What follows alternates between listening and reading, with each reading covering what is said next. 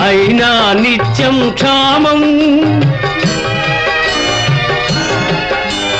సస్యశ్యామల దేశం అయినా నిత్యం క్షామం.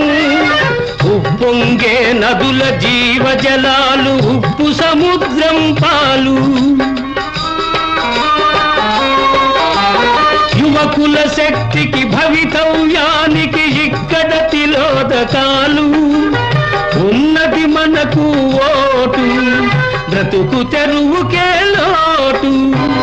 గాంధీ పుట్టిన దేశమాయిది, నెహ్రూ కోరిన సంఘమాయిది. సామ్యవాదం రామరాజ్యం సంభవించే కాలమా.